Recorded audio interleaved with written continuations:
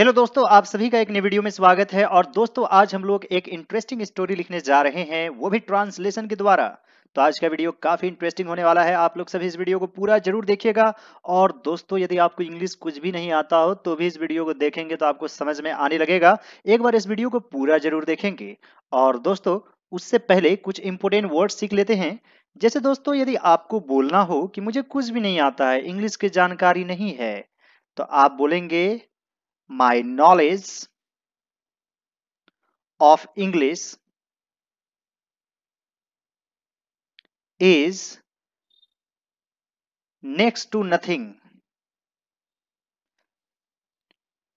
और दोस्तों, मैंने ये वर्ड क्यों सिलेक्ट किया नेक्स्ट टू नथिंग? क्योंकि इसका मतलब होता है यदि आपकी जानकारी बहुत ही कम है। देखिए, नथिंग मतलब कुछ नहीं, और नेक्स्ट टू यानी जस्ट उसके बगल में, यानी कि आप कुछ नहीं के जस्ट साइड में हैं, यानी कि आपको थोड़ा बहुत आता है। My knowledge of English is next to nothing. और दोस्तों, एक होता है good for nothing. Good for nothing इसका मतलब होता है यूजलेस, एकदम बेकार। जैसे आप किसी को बोल सकते हैं यू आर गुड, तुम तो अच्छे हो लेकिन कुछ नहीं, for nothing. You are good for nothing यानी कि तुम बेकार हो। तो आज मैंने आपको दो खास फ्रेजेस सिखाया, एक गुड फॉर नथिंग और दूसरा नेक्स्ट टू नथिंग। उम्मीद करता हूं कि यह जानकारी आप लोगों को इंटरेस्टिंग लगी होगी। अब हम लोग ट्रांसलेशन की तरफ आगे बढ़ेंगे। और दोस्तों, आप लोग सभी मेरे दूसरे वीडियोज को भी जरूर देखेंगे। मैंने आपको बिल्कुल डिटेल में एक एक चीज बताया है, तो सभी वीडियोज को जरूर देखिए, आपकी इंग्लिश जरूर इंप्रूव होगी। So friends, without wasting much time, let's get started now. एक भूखा कुत्ता एक मांस की दुकान से मांस का एक टुकड़ा चुरा लिया। तो यहां पर है दोस्तों, चुरा लिया, यानी कि यह सिंपल पास्ट टेंस में है। किस टेंस में है? Simple past tense. और दोस्तों, सिंपल पास्ट टेंस का स्ट्रक्चर क्या होता है? सबसे पहले सब्जेक्ट लिखते हैं, इसके बाद वर्ब टू यानी कि पास्ट फॉर्म, और फिर ऑब्जेक्ट। तो ये स्ट्रक्चर होता है सिंपल पास्ट टेंस का। और हिंदी में कैसे जानेंगे कि ये सिंपल पास्ट टेंस में है? तो जैसे मैं गया था, या फिर आपने क्या खाया, उसने क्या किया, इस तरीके के सेंटेंस को सिंपल पास्ट टेंस में माना जाता है। तो दोस्तों, यहां पर सबसे पहले हम लोग सब्जेक्ट ढूंढेंगे। तो किसने चुरा लिया? कौन चुरा लिया? एक कुत्ता ने। तो यही सब्जेक्ट है, यानी काम करने वाला ही सब्जेक्ट होता है। तो यहां पर लिखेंगे अ हंग्री डॉग, यानी कि एक भूखा कुत्ता। अ हंग्री डॉग। अब दोस्तों, चुराना का इंग्लिश क्या होता है? स्टील। इसका वर्ब टू क्या होता है? स्टोल। और वर्ब थ्री होता है स्टोलन। Steel, stall, stolen. तो यहां पर तो वर्ब टू यूज होगा, यानी कि स्टोल। तो यहां पर लिखेंगे स्टोल। अब क्या चुरा लिया? ऑब्जेक्ट क्या है? एक मांस का टुकड़ा। तो यहां पर लिखेंगे अ पीस ऑफ मीट। और दोस्तों, कहां से चुरा लिया? तो मांस की दुकान से के लिए फ्रॉम यूज करेंगे, from a meat shop.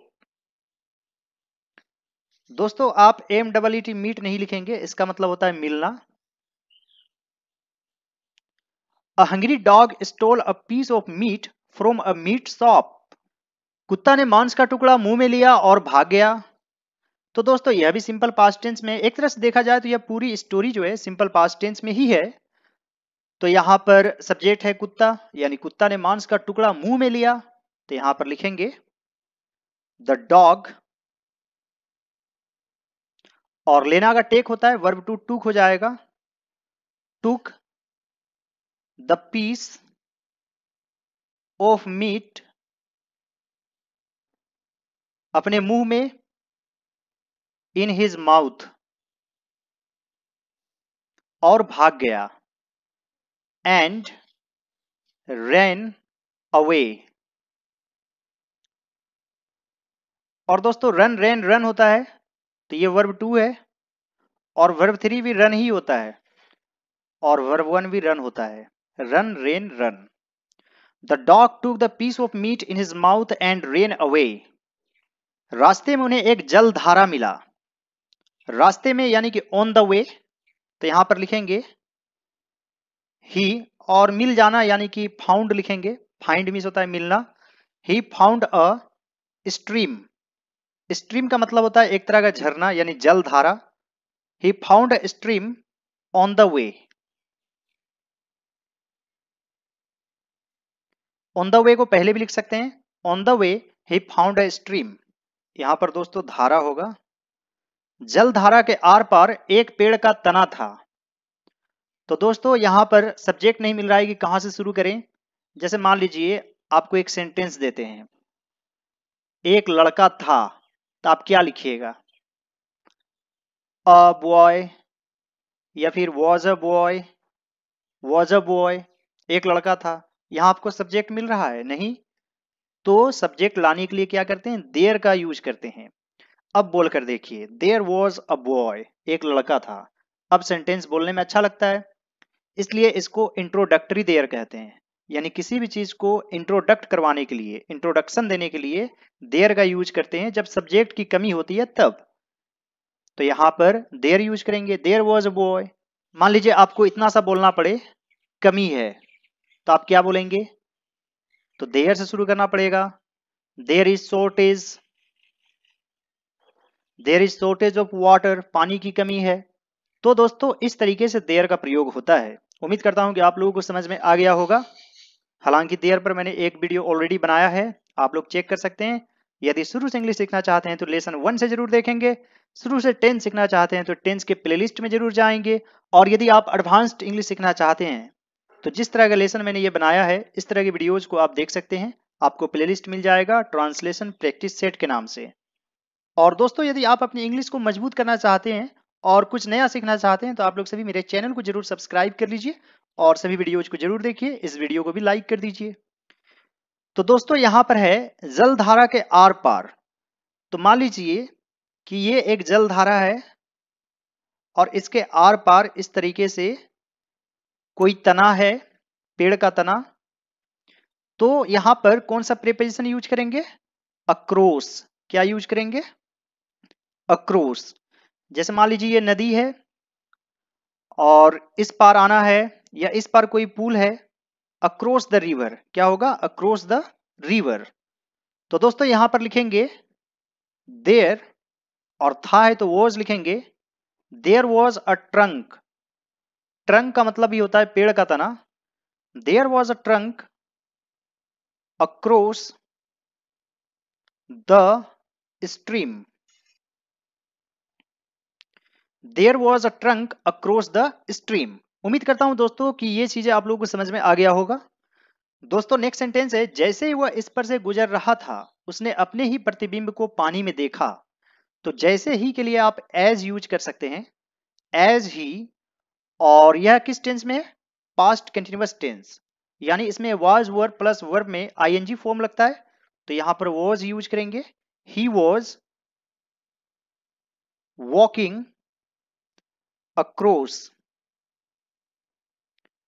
It, as he was walking across it, उसने अपने ही प्रतिबिंब को पानी में देखा।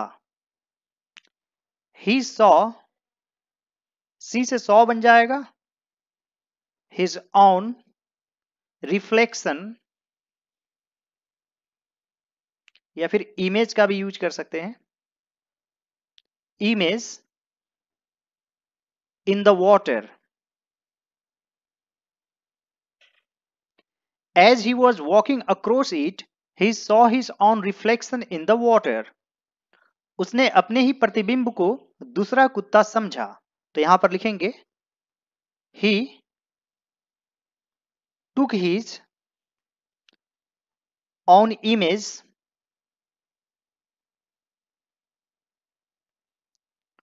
to be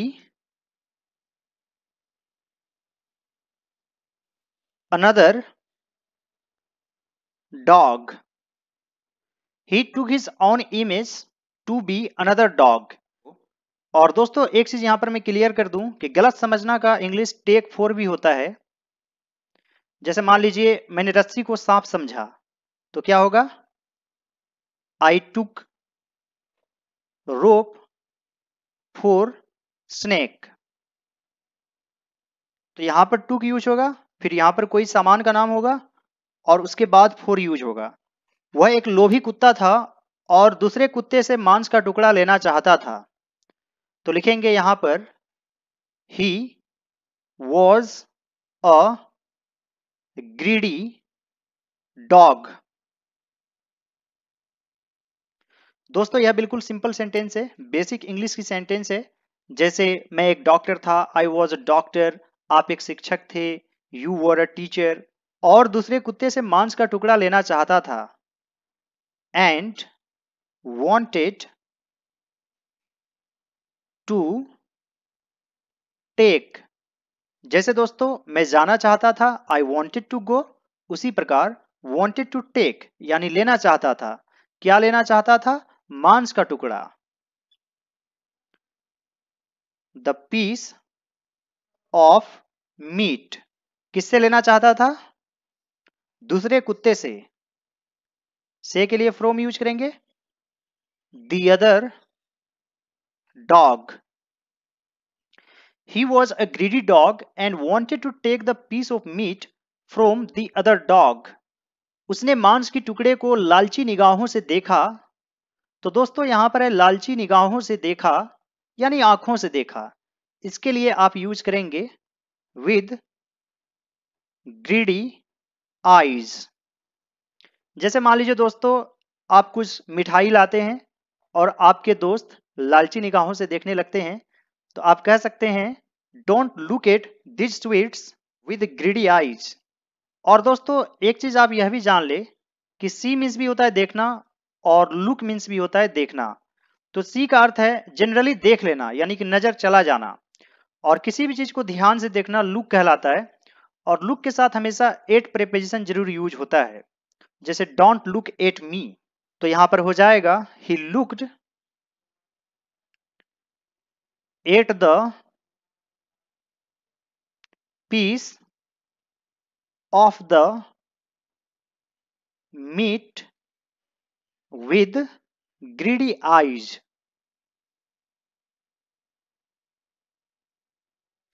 He looked at the piece of the meat with greedy eyes।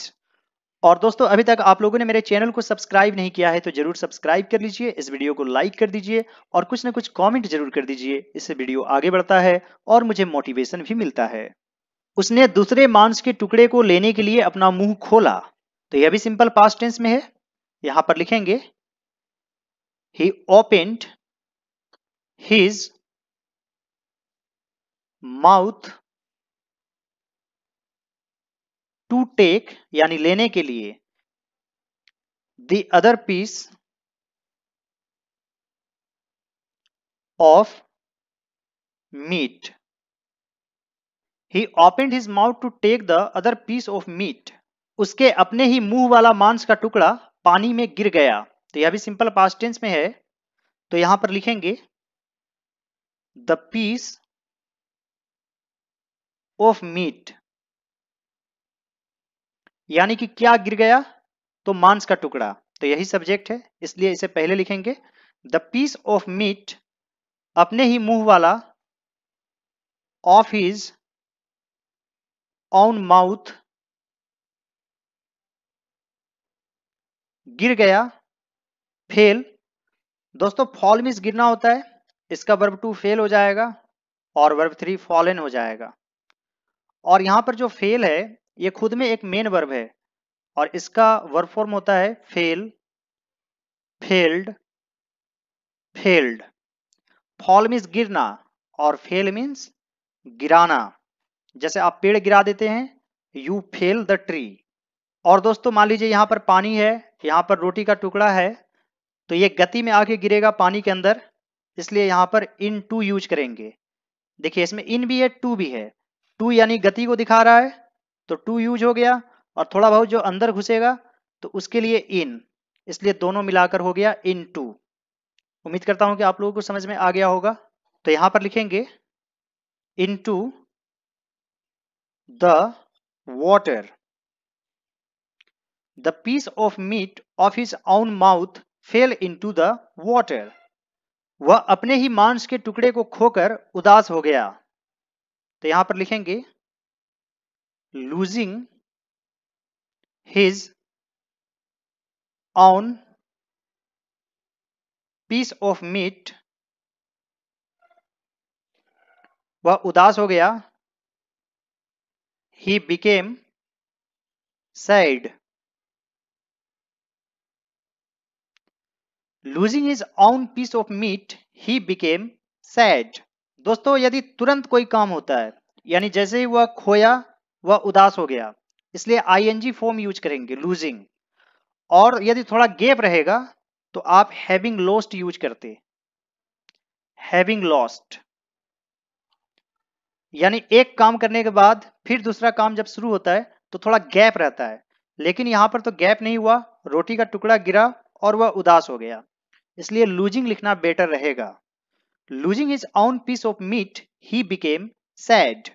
दोस्तों मेरा एक बार फिर से आप लोगों से रिक्वेस्ट है कि मेरे चैनल को आप लोग जरूर सब्सक्राइब कर लीजिए, दूसरे सभी वीडियोज को जरूर देखिए, इस वीडियो को जरूर लाइक कर दीजिए और कुछ ना कुछ कमेंट जरूर कर दीजिए।